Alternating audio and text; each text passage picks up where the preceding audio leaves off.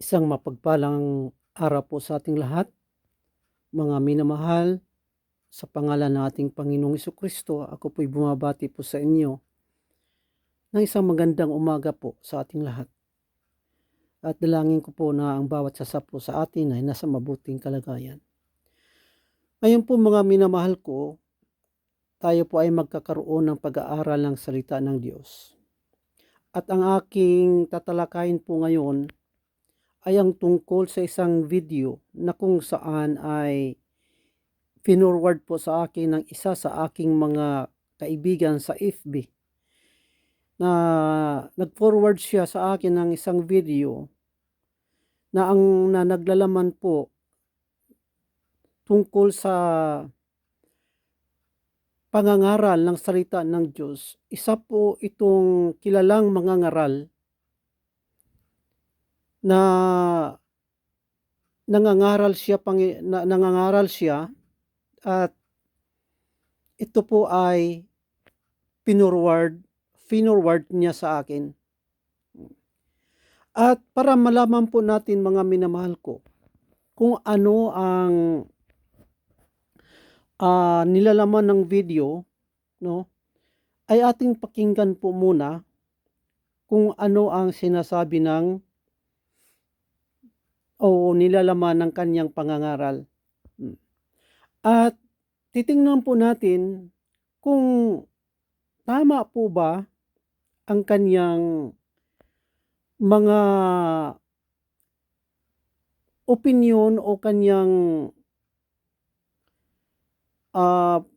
stand sa salita ng Diyos, kung ito po ba talaga ay nasa tama siyang pangunawa sa mga talata.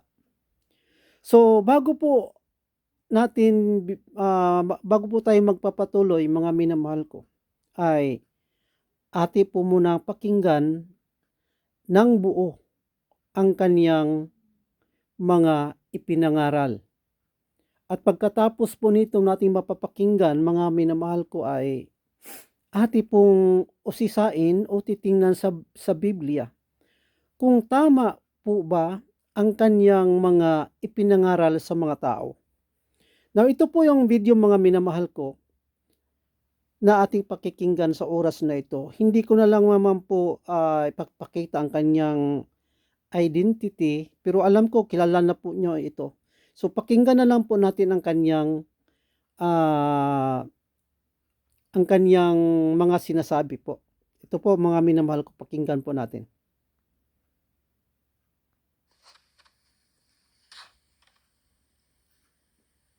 Palataya kayo, ay ligtas na tayo, pupunta na tayo sa langit.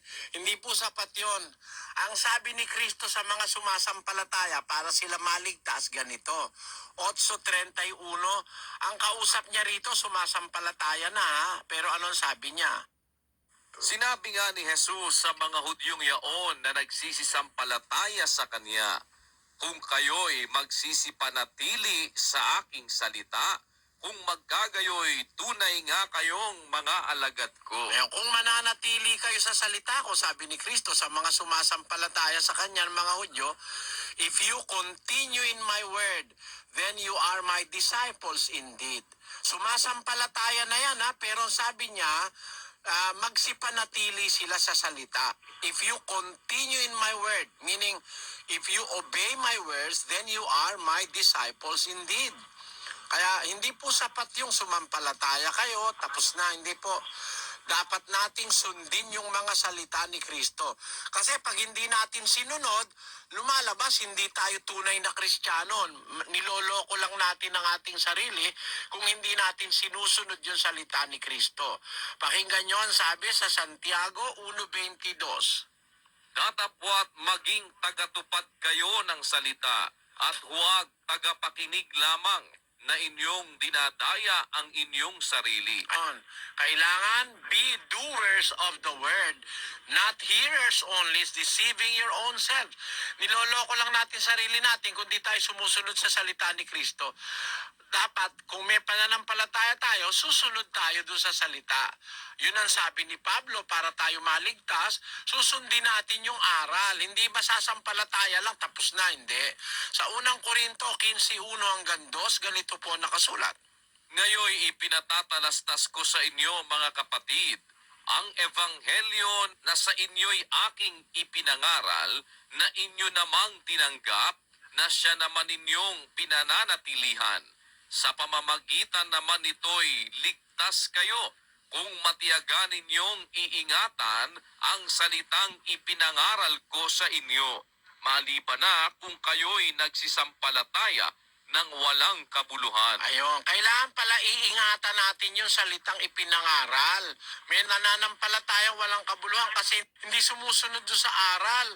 Ang sabi, kung susundin niyo yung aral, ay ligtas kayo. Kung iingatan yung parati yung salitang pinangaral ko sa inyo, maliban na kung sumampalataya kayo ng walang kabuluhan. So, kailangan po, pagka sumampalataya tayo, susundin natin yung salita, yung aral ni Kristo. Yun po sabi sa Biblia, kapatid. Okay po. Yan po ang kabuuan ng video, mga minamahal ko, na finurward po sa akin.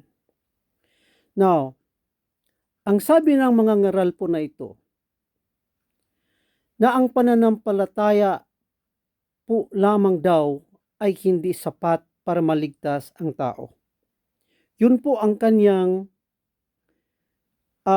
sinasabi, na hindi sapat ang pananampalataya, kundi kailangan pa natin sumunod sa mga aral ni Kristo o sa mga inuutos ni Kristo. Now, mga minamahal ko, wag po sana natin na i-misinterpret ang aking mga sinasabi. Ang pagsunod po sa kautusan ng Diyos ay hindi po yan masama. Dapat po talagang sa isang Kristiyano na sumunod kung ano ang mga inuutos ng Diyos sa atin bilang isang Kristiyano. Ngunit, ang pagsunod ba sa mga kautusan ni Kristo o ng Diyos, ay kasama po ba ito sa kaligtasan ng tao? Ito po ngayon, mga minamahal ko, ang ating bigyan ng oras ngayon na maipaliwanag po ito, no, natin sa mga tao, lalo na po sa inyo po, mga minamahal ko, nakikinig sa oras na ito, na mabuksan po natin ang ating kaisipan tungkol sa bagay na ito.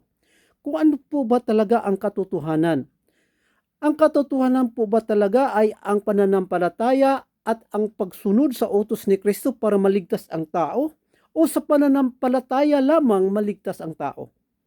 Na mga minamahal ko, ito po ay hindi po natin masagot po ito ng sarili nating opinyon, no? Ng sarili nating kuro-kuro, kung wala tayong basihan sa salita ng Diyos.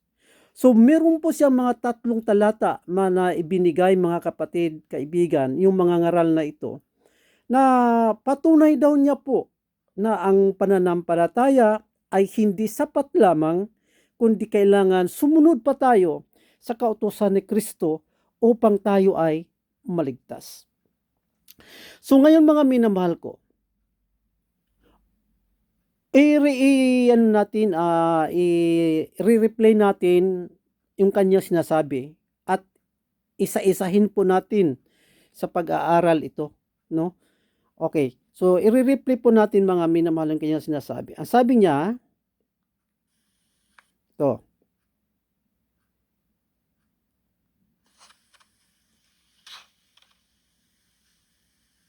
Palataya kayo, ay ligtas na tayo, pupunta na tayo sa langit. Hindi po sapat yon. Ang sabi ni Kristo sa mga sumasampalataya para sila maligtas, ganito. 8:31, ang kausap niya rito, sumasampalataya na. okay. So dyan muna, mga minamahal ko, ang sabi niya, ay hindi daw po sapat talaga ang pananampalataya lamang para maligtas ang tao. Ngunit sa oras na ito mga minamahal ko, babasa po tayo ng salita ng Diyos. Patutunayan po natin kung talagang tama po ba ang kanyang sinasabi na hindi sapat ang pananampalataya kay Kristo para maligtas ang tao. Now, babasa po tayo ng mga talata mga kapatid. Ulitin ko po, hindi po kaya nating patunayan ang ganitong klaseng pagpapatunay kung sarili ko lamang o ang sarili ko lamang opinyon o ang sarili ko lamang kuro-kuro ang ibibigay ko sa inyo. So, ang ibibigay ko po sa inyo mga minamahal ko, hindi po ang aking sariling salita o sariling opinyon o sariling kuro-kuro, kundi po ito ay sasagutin po ang kanyang mga sinasabi sa pamamagitan din ng salita ng Diyos. Ito po mga minamahal ko. Titingnan po muna natin una kung talaga po bang hindi sapat ang pananampalataya para maligtas ang tao. Now, titingnan po natin yung ibang mga talata mga minamahal ko. Okay? Paano may sinasabi po ba ang Biblia na sa pamamagitan ng pananampalataya na walang sinasabi na sundin ang mga utos ni Kristo ay maligtas ang tao? Meron ba sinasabi na ganun? Na pananampalataya lamang at wala ng karugtong pagsunod sa kautusan ni Kristo para maligtas ang tao? Uulitin ko po baka misinterpret po ninyo ito. Ang pagsunod sa kautusan ni Kristo ay dapat sundin po talaga yan ng mga Kristiyano. Pero po, ang pagsunod sa kautusan ni Kristo, hindi po yan kasama para maligtas ang tao. Yun po ang point ko. Huwag nyo pong i-misinterpret na puro ay ligtas na tayo, ay hindi na tayo susunod sa utos ni Kristo. Huwag nyo pong i-misinterpret ang aking ngayon sinasabi. Ang aking pong sinasabi, mga minamahal ko, na dapat kailangan sundin ng isang totoong Kristiyano ang mga kautusan ng Diyos o kautusan ni Kristo. Pero po, hindi po yun kasama ang pagsunod sa kautusan ni Kristo para maligtas ang tao, kundi sa pamamagitan lang po lamang ng pananampalataya. Hindi po mga minamahal ko totoo ang kanyang sinasabi na hindi sapat ang pananampalataya para maligtas ang tao. Now, magbabasa po tayo ng maraming talata po ito mga minamahal. Marami pong talata na nagpapatunay na sa pananampalataya maliligtas ang tao. Unang-una po mga minamahal ko, basahin po muna natin sa John 3:16. Ito po ay napaka-popular na verse po ito mga minamahal ko. Ito po ay memoryado na halos ng mga Kristiyano na ang sinasabi po dito, sapagkat gayon na lamang ang pagsinta ng Diyos sa sanglibutan, na ibinigay niya ang kanyang bugtong na anak upang ang sinumang sa kanya'y sumampalataya ay huwag mapahamak kundi magkaroon ng buhay na walang hanggan. Maliwanag po ang talata mga minamahal ko na ang sabi po dito, upang ang sinumang sa kanya'y sumampalataya. Sumampalataya po lamang sinabi po dito mga minamahal ko. Wala po yung kung sino mang sumasampalataya at sumunod sa kautusan ni Kristo ay huwag mapahamak kundi magkaroon ng buhay na walang hanggan. Mga minamahal ko, wala pong talata o hindi po nagsasabi ang talatang ito na mayroong kautusan na dapat sundin ang tao bilang dagdag sa pananampalataya. Wala po, kundi pananampalataya po lamang magkakaroon na ang tao ng buhay na walang hanggan. Now, dito po tayo sa John 3:36. Ito po ay inuulit din po ito mga minamahal ko. Na ang sabi po dito, ang sumasampalataya sa anak, John 3:36, ang sumasampalataya sa anak ay may buhay na walang hanggan. Ngunit ang hindi tumatalima sa anak ay hindi makakita ng buhay, kundi ang puot ng Diyos ay sumasa kanya. Ulitin ko po mga minamahal ko, ang talata po na ito ay nagsasabi na naman po na kung sino ang sumasampalataya sa anak ay may buhay na walang hanggan. Pag ang isang tao na may buhay na walang hanggan, minamahal ko, siya po ay meron ng kaligtasan. Pag ang isang tao na meron ng buhay na walang hanggan, ulitin ko po mga minamahal ko, meron na po siyang kaligtasan, ligtas na po siya. Pag ang tao ay sumampalataya, no, na kahit pag ang isang tao ay sumampalataya po mga minamahal ko, ay maliwanag po dito na sinasabi rito, ay may meron na siyang buhay na walang hanggan. Kaya po hindi po totoo na sasabihin niya na po na hindi sapat daw po ang pananampalataya, kundi kailangan pang dagdagan ng pagsunod sa kautusan ni Kristo para maligtas ang tao. Ang talata po maliwanag po na nagsasabi na only by faith maligtas ang tao. Mga minamahal ko. Ngayon, kung bakit hindi siya tiyak, itong mga ngaral na itong mga hapit na minamahal ko, may nagtanong po sa kanya, bakit hindi po siya tiyak na ligtas na, ay dahil po daw ay dapat pa sundin ang kautusan ng Diyos para makamit niya ang kaligtasan. Now, titingnan po natin sa Biblia po mga minamahal ko. Okay? Titingnan po natin sa Biblia kung meron na po bang naligtas na mga Kristiyano. Ligtas na po ba ang mga Kristiyano nung sila ay sumampalataya? Okay? So, basahin po natin mga minamahal ko. Sa Acts chapter 2 verse 47, Acts chapter 2 verse 47,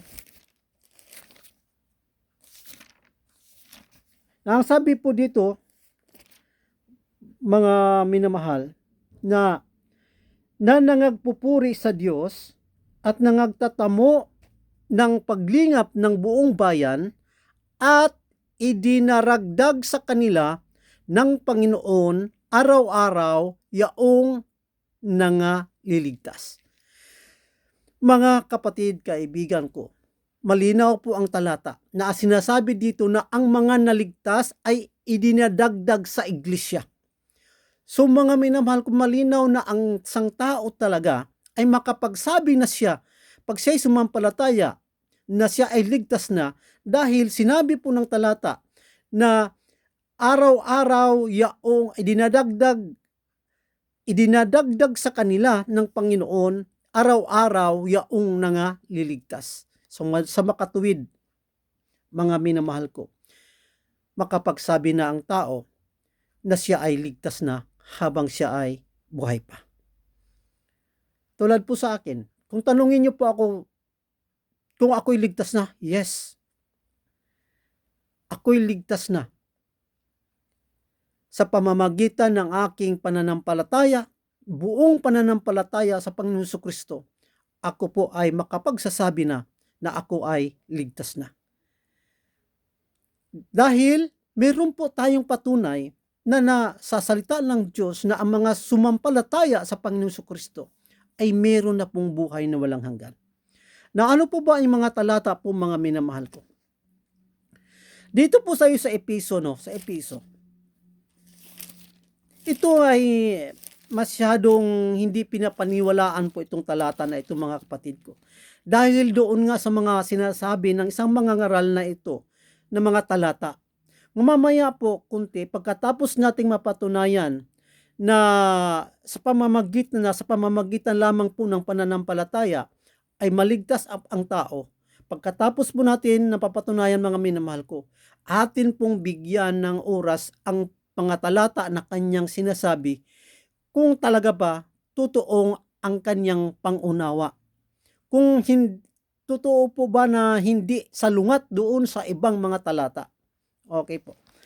Ngayon, ang nais ko lamang po ngayon mga minamahal ko ay unang-una, gusto kong patunayan sa inyo na ang pananampalataya lamang ang siyang makapagliligtas sa tao. At patunayan ko rin po sa inyo na sa pamamagitan ng pananampalataya ay meron na pong naligtas na. Hindi po yung maliligtas pa, kundi after na sila ay sumampalataya ay ligtas na po sila. Ito po yung karagdagang talata po mga minamahal ko. Ephesians chapter 2. No? Ephesians chapter 2 verse 8 to 9. Ay babasahin na lang po natin diretsuhan itong 10 kasi ito daw po, bakit daw po yung may iba po akong narinig palagi, bakit daw po pag binabasa ang Ephesians chapter 2 verse 8 to 9 ay hindi na tinutuloy ang verse 10. Kasi doon po talaga ang verse 10 nagsasabi ng mabuting gawa. Ngayon mga kapatid, ito tuloy po natin pagbasa. Kung talaga ba ang mabuting gawa ay kasama sa pananampalataya. Now, basahin po natin mga minamahal ko. Ephesians chapter 2 verse 8 to 9. Ang sabi po dito, sapagkat sa biyaya kayo'y nangaligtas.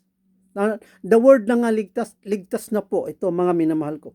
Sa pamamagitan ng pananampalataya, at ito'y hindi sa inyong sarili, ito'y kaloob ng Diyos.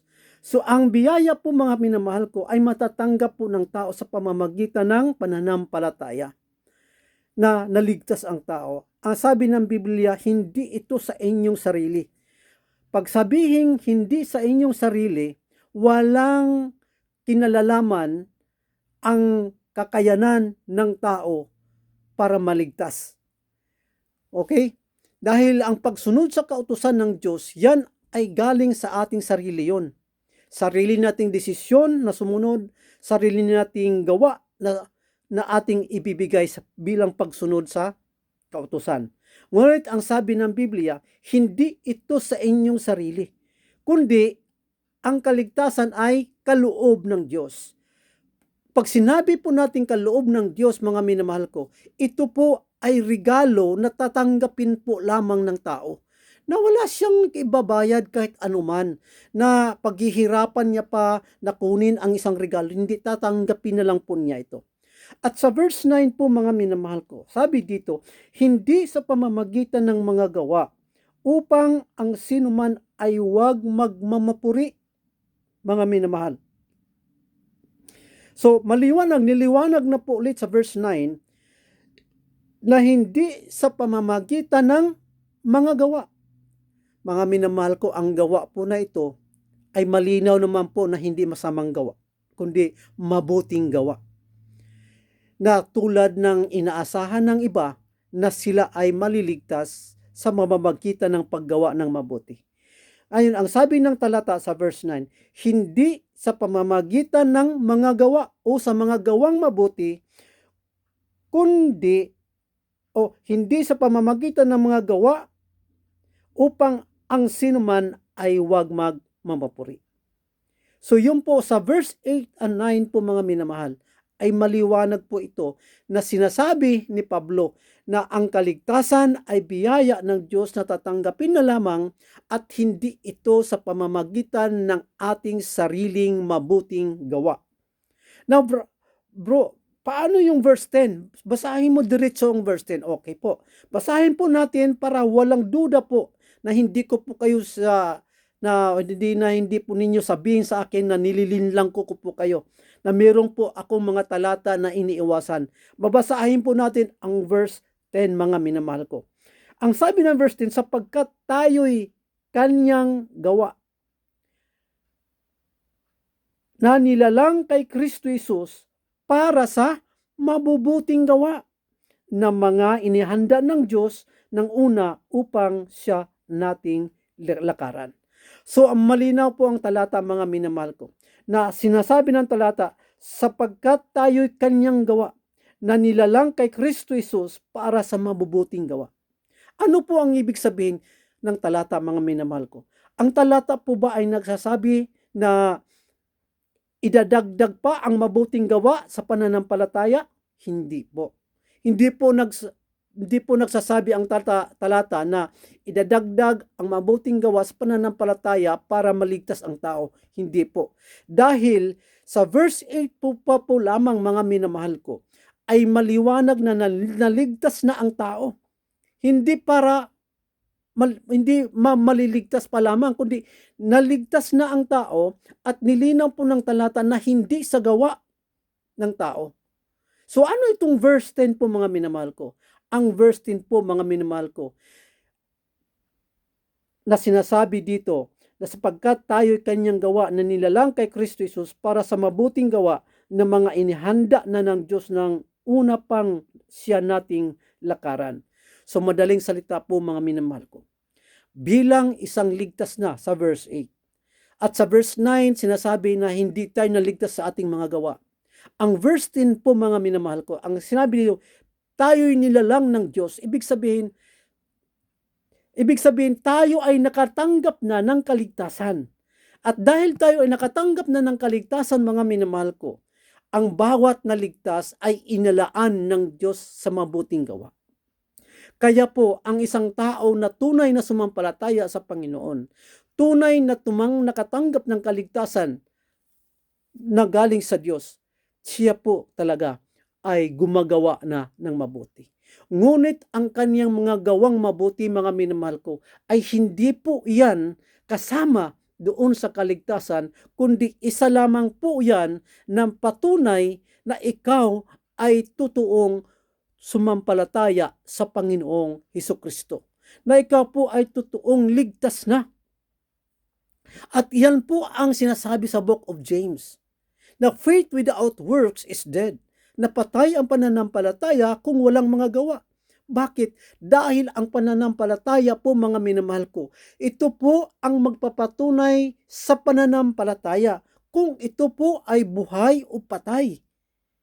Ang mabuting gawa po, pag merong mabuting gawa na lumalabas sa tao na siya ay sumampalataya sa Panginoon Jesucristo, nagpapatunay po yun na siya ay, na ang kanyang pananampalataya ay buhay at hindi patay.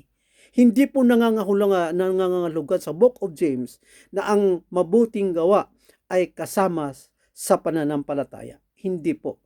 Kundi ang gawa na sinasabi doon, mga minamahal ko, isa lamang ito patunay sa pananampalataya kung meron kang tunay na pananampalataya o patay. Nasa pamamagitan ng mabuting gawa ay makilala na ikaw ay may tunay na pananampalataya. Okay. So yun po mga minamahal ko. Now, ano po pa ang iba pang mga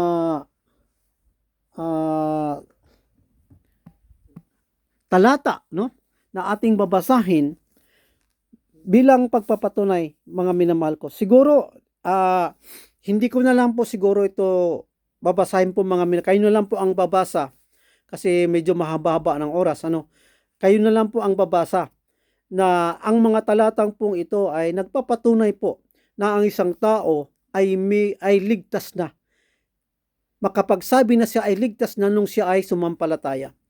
Pakisulat na lang po ninyo mga minamahal ko ang unang Korinto 1:18. Tito 3:5. Unang Juan 5:13. Yun po mga minamahal ko ang mga talata na nagpapatunay na ang isang tao ay ligtas na. Nakatanggap na siya ng kaligtasan. Hindi po totoo ang sinasabi ng mga ngaral na ating napakinggan na hindi sapat ang pananampalataya para maligtas ang tao. Ating pong nabasa sa Biblia po mga minamahal ko na ang kaligtasan ay sa pamamagitan ng pananampalataya at pag ikay sumampalataya, ikaw po ay ligtas na. Okay po. Now, paano po ba naligtas ang tao? Ang kaligtasan po ba ng tao, mga minamahal ko, ay sa pamamagitan ba ng sariling gawa o pagsisikap ng ating sariling pagsisikap, katulad ng pagsunod sa kautusan, paggawa ng mabuti? Doon po ba tayo nakatanggap ng kaligtasan o nakatanggap tayo ng kaligtasan dahil sa ginawa ni Kristo doon sa krus ng Kalbaryo? Mga minamahal ko, ating pakinggan, ating basahin po ang Roma 1:16, no? Samahan niyo po ako. Roma 1:16, no? Ang sabi po dito, sapagkat hindi ko ikinahihiya ang ebanghelyo, sapagkat siyang kapangyarihan ng Diyos sa ikaliligtas ng bawat sumasampalataya, unay sa Hudyo at gayon din sa Grigo. So ano po ba itong ebanghelyo, mga kapatid ko? Nang sabi nito, sapagkat hindi ko ikinahiya ang ebanghelyo, sapagkat siyang kapangyarihan ng Diyos sa ikaliligtas ng bawat sumasampalataya.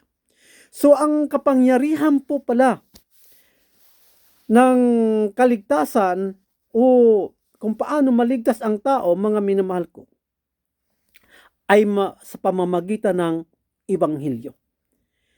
Pag sinatang ebanghelyo, hindi po ito mabuting gawa. Now, titingnan po natin sa Biblia kung ano po itong ebanghelyong ito. Ito po ba talaga ay sundin ang kautusan ni Kristo o mayroon sinasabi po ang Biblia na ibang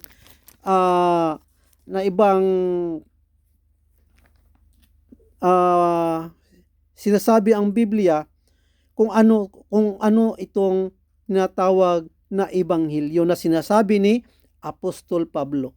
Okay, unang Korinto.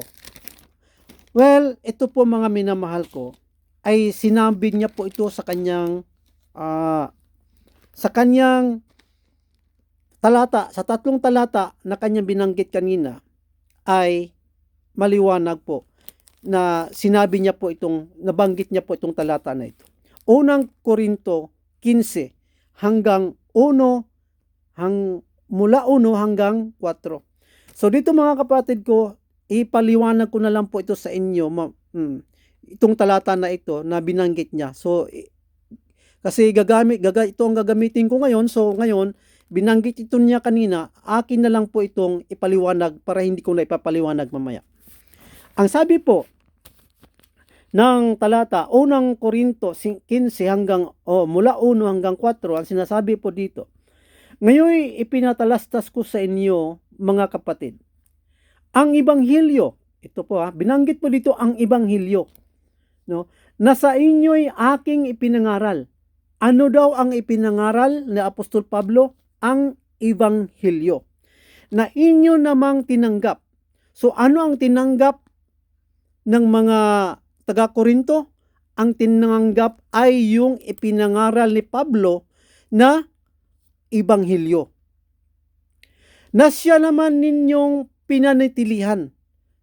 Ibig sabihin ni Apostol Pablo na hanggang ngayon, ito po ang talagang pinanindigan ng mga Kristiyano sa Korinto. Dahil ito po ang kanilang pinananatilihan. Sa verse 2 po, mga minamahal ko, sa pamamagitan naman nito'y ligtas kayo. Paano? Ano itong sinasabi sa pamamagitan naman nito?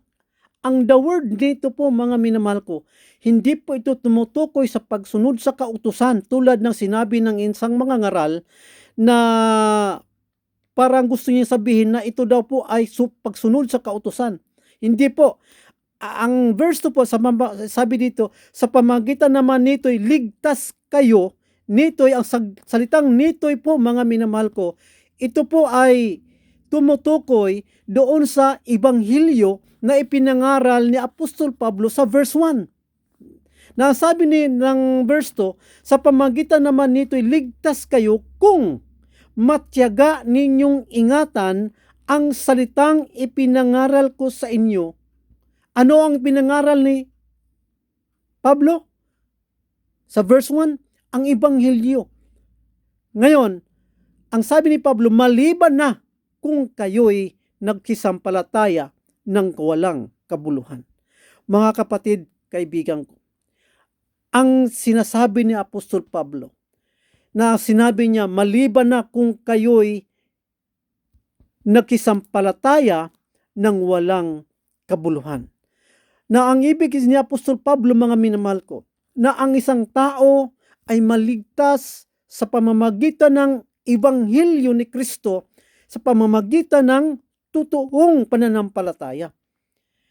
Ang sabi ni Apostol Pablo, maliban na kung kayo'y nagsisampalataya ng walang kabuluhan. Mga kapatid, kaibigan ko, ang tinutukoy ni Apostol Pablo dito ay ang tunay na pananampalataya. Na pag ang isang tao ay hindi tunay na mananampalataya sa Panginoon, iyan po ay walang kabuluhan. Hindi po yan makapagliligtas sa tao. Ang makapagliligtas sa tao, yung totoong pananampalataya sa Panginoong Jesucristo. Yung buong puso mo na ikaw ay sumampalataya sa Panginoong Jesucristo, sumampalataya ka sa Ebanghelyo na si Kristo lamang ang tanging tagapagligtas. Now, tingnan po natin mga minamahal ko, ano po ba itong tinatawag na Ebanghelyo na ipinangaral ni Apostol Pablo na siya namang tinanggap ng mga tao sa Korinto? Sa verse 3, sapagkat ibinigay ko sa inyo una sa lahat ang akin namang tinanggap. Ano ang tinanggap ni Apostol Pablo na ibinigay niya sa taga-Korinto? Na si Kristo ay namatay dahil sa ating mga kasalanan ayon sa mga kasulatan, at siya ay inilibing at siya ay muling binuhay ng ikatlong araw ayon sa kasulatan.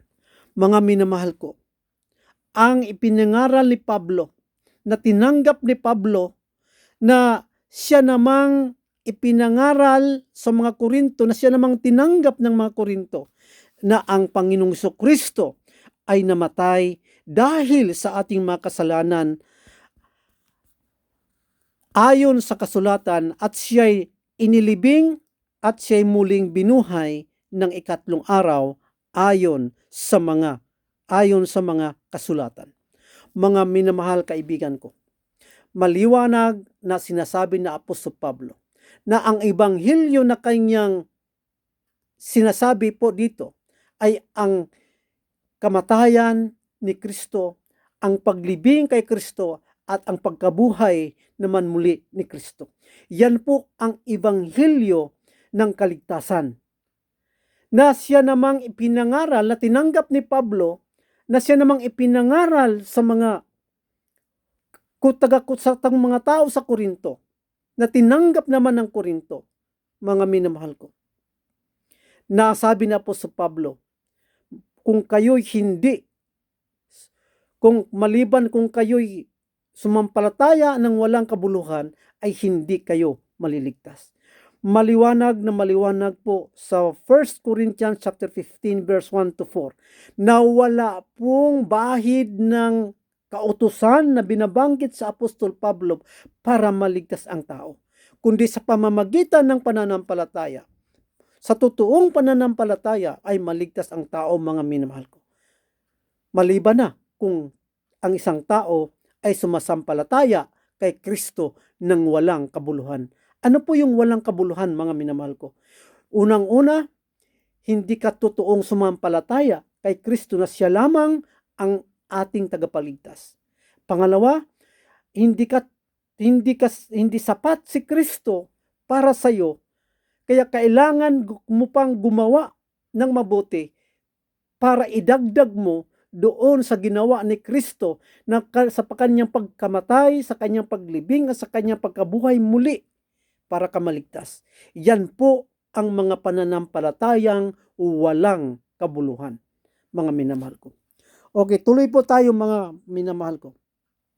Okay, so atin na pong napatunayan, mga minamahal ko, na sa pamamagitan ng pananampalataya lamang na walang gawa, walang kautusan na binabanggit ang Panginoong Jesucristo o ang Biblia, ay naligtas ang tao.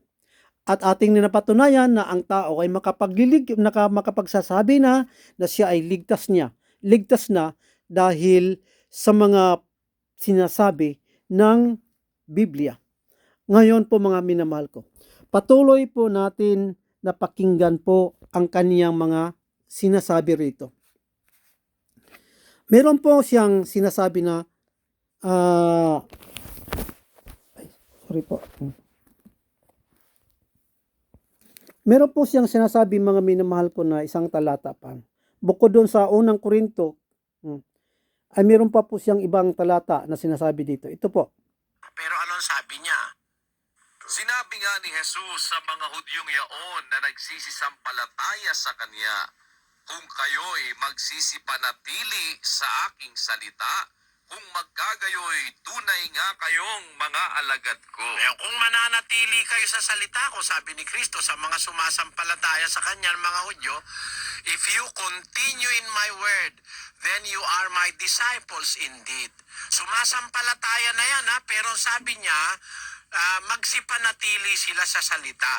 If you continue in my word, meaning, if you obey my words, then you are my disciples indeed.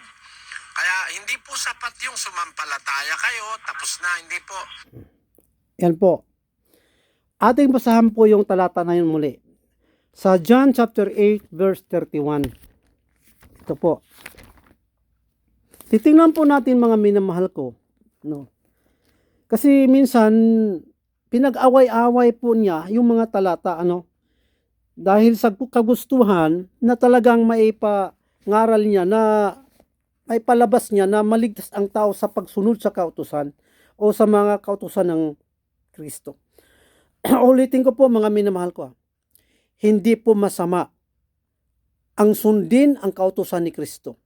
Ang masama po lamang kung ang kautusan ni Kristo na ito o ang paggawa ng mabuti ay isasama mo sa pananampalataya para ka maligtas. Yun yung masama. Pero hindi po masama ang pagsunod sa kautusan kung ang ating pangunawa ay ginawa natin ito dahil tayo ay mga disipulo na ni Kristo, dahil tayo ay mga ligtas na. Mga minamahal ko, basahin po natin ang John 8:31. Ito po yung talata na kanyang binanggit kanina, no?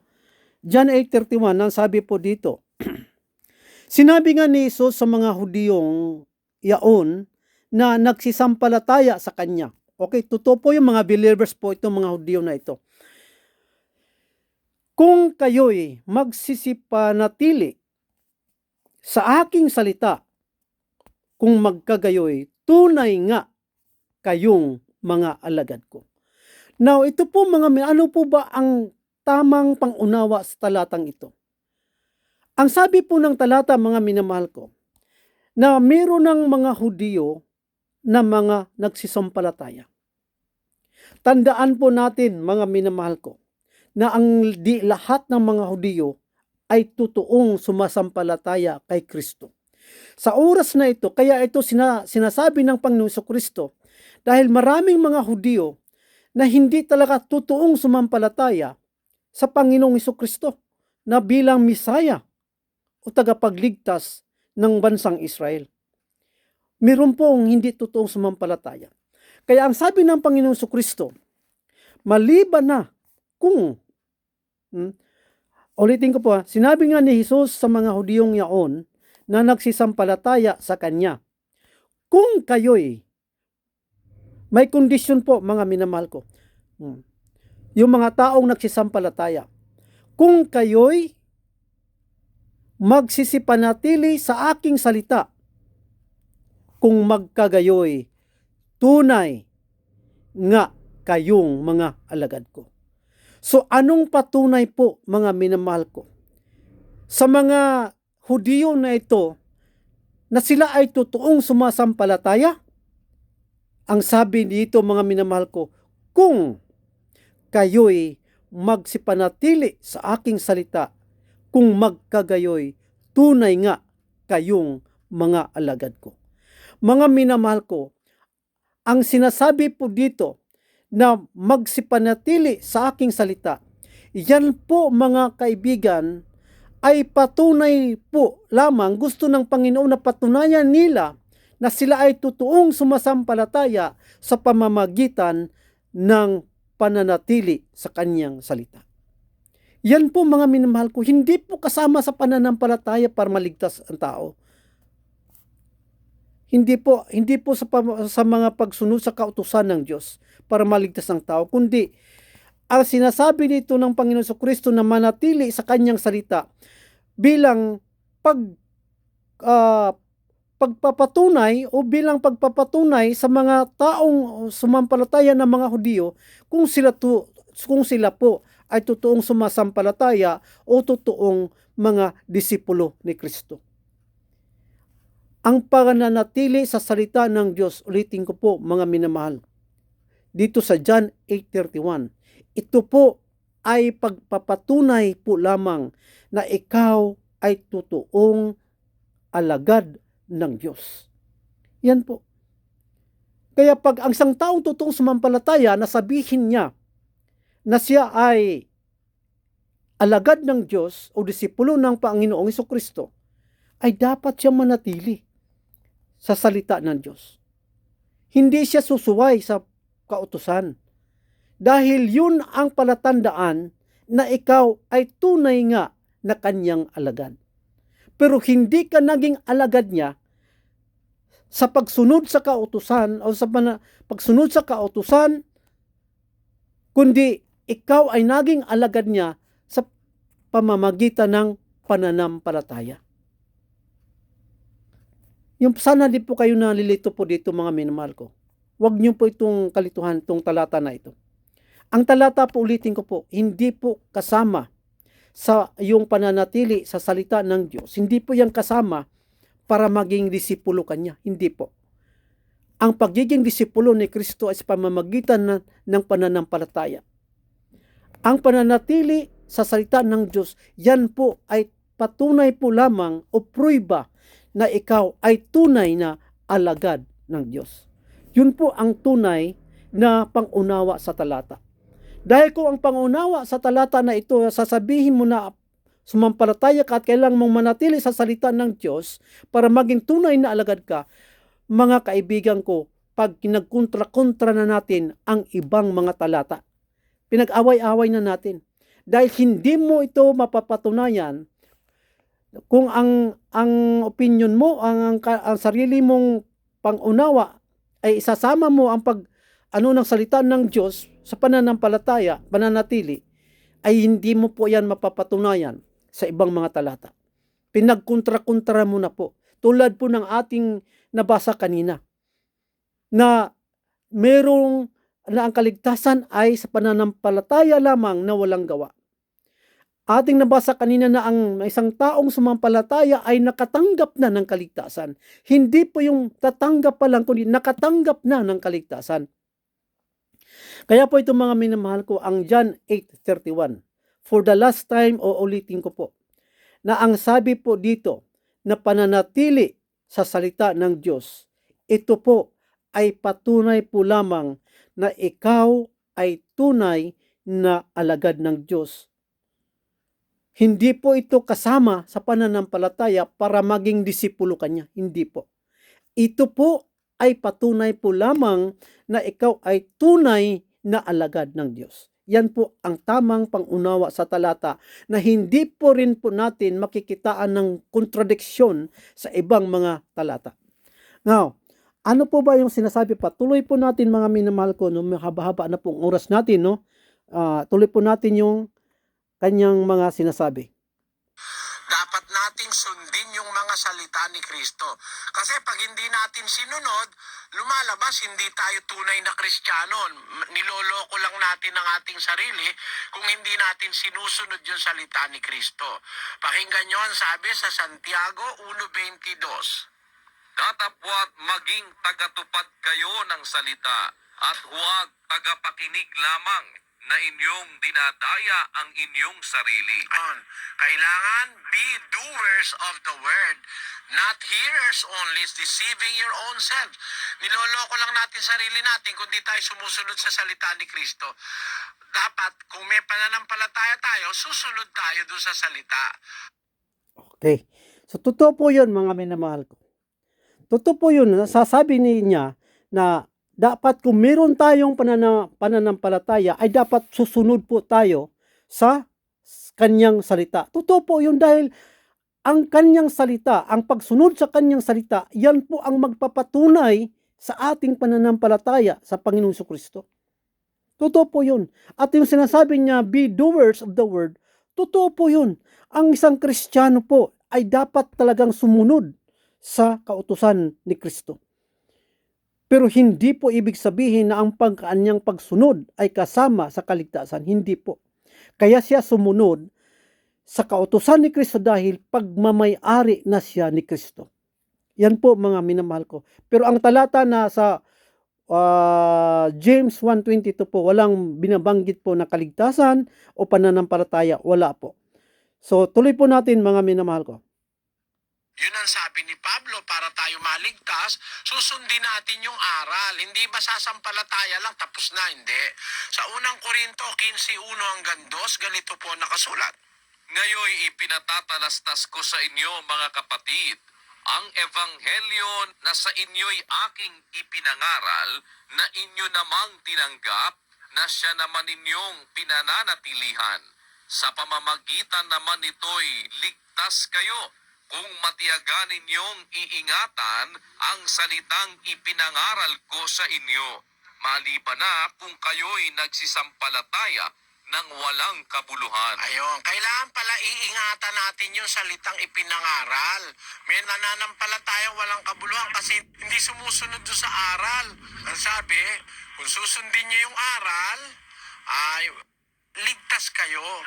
Kung iingatan yung parati yung salitang pinangaral ko sa inyo, maliban na kung sumampalataya kayo ng walang kabuluhan. So, kailangan po, pagka sumampalataya tayo, susundin natin yung salita, yung aral ni Kristo. Yun po sabi sa Biblia, kapatid. Okay. So mga kapatid kaibigan, ang point niya dito, parang gusto niya yung aral na mga pagsunod sa kautusan. Mga minamahal ko, ulitin ko po na ating nabanggit na kanina ang talatang ito, na ang sinasabi ni Apostol Pablo doon ay hindi po siya bumabanggit sa pangangaral niya ng mga pagsunod sa kautusan, kundi ang binanggit niya po na pinangaral niya ay yung ebanghelyo. Ang ebanghelyo, at wala po ko siyang sinabi dito na matanggap mo ang ebanghelyo sa pamamagitan ng pagsunod sa kautusan. Wala po. Kundi matanggap ang ebanghelyo, mga kapatid, kaibigan ko, kung ang isang tao merong tunay na pananampalataya. Kasi sabi niya po sa Pablo, maliban na kung kayo'y maliban na kung kayo'y sumampalataya ng walang kabuluhan, o ibig sabihin hindi totoong pananampalataya, ay hindi kayo maliligtas. Mga minamahal ko, wala pong sinasabi dito sa unang Korinto 15:1-2, maliban na kung kayo'y sumampalataya at gumawa ng mabuti o sumunod sa kautusan ni Kristo, ay maligtas kayo. Wala po. Ang sinasabi lang po dito na ipinangaral ni Apostol Pablo ang mabuting balita na si Kristo ay namatay, inilibing at nabuhay muli. At dahil dyan, kung ikaw na nakikinig sa oras na ito, na sumampalataya ka sa ginawa ni Kristo doon sa krus ng Kalbaryo na siya'y namatay, nilibing at nabuhay muli, kung ikaw ay sumampalataya ng totoong pananampalataya, ay maliligtas ka. Maliban na kung ikaw ay nag-aalanganin sa iyong pananampalataya kay Kristo, na ayaw mong na ikaw sumampalataya, ngunit ikaw ay hindi pa sapat sa iyo at hindi pa sapat sa iyo ang pananampalataya at kailangan mong gumawa ng mabuti katulad ng ipinangaral sa mga ngaral na ito, mga kapatid ko, ang pananampalatayang yun ay walang kabuluhan. Ang nais lamang ng Diyos na magkaroon tayo ng pananampalataya sa Kanya nang mula sa ating puso, na nakatatak sa ating isipan na si Kristo lamang ang ating tanging tagapagligtas at wala ng iba pa. At yun naman talaga ang sinabi niya sa Juan 14:6, na sa Kanya lamang walang ibang daan patungo sa langit kundi kay Kristo lamang. At yan din po ang sinasabi ng gawa 4:12 na walang ibang pangalan na ibinigay sa mga tao para maligtas ang mga tao kundi ang pangalan lamang po ng ating Panginoong Kristo at walang ano pang iba pa tulad ng paggawa ng mabuti. Wala po. Ang paggawa po ng mabuti, ang pagsunod sa kautusan ni Kristo, yan po lamang ay bunga ng ating totoong pananampalataya ng ating natanggap na kaligtasan. Kaya po mga minamahal ko, ang sabi nila, sasabihin ko sa iyo, ako'y nanampalataya, ligtas na. Pero patuloy ako gumagawa ng mga masama sa aking kapwa. Ligtas pa rin ba ako? Yun kadalasan po mga minamahal ko ang ibinabato palagi nila na pwede raw abusuhin ang kaligtasan. Mga minamahal ko, ang totoong ligtas po, mga minamahal ko, siya po ay sumusunod na kay Kristo. Do siya minsan ay nagkakasala, pero hindi po nangangahulugan yon na ang kasalanan na yan na kanyang nagawa ay mag-aalis ng kanyang kaligtasan. Hindi po. Kaya po mga minamahal ko, huwag po nating gamitin ang katwiran na ito na dahil tayo ay ligtas na, ay gagawa na tayo ng masama. Hindi po. Baligtad po yan dahil ang ligtas sa Biblia ay gumagawa na po yan ng mabuti. So maraming salamat po. Medyo mahaba-haba na po ang ating oras mga minamahal ko. Sana po naunawaan po ninyo ang aking mga paliwanag po sa inyo na ito naman po ay naaayon sa kasulatan o sa banal na aklat. Maraming salamat po. Pagpalain po kayo ng may kapal.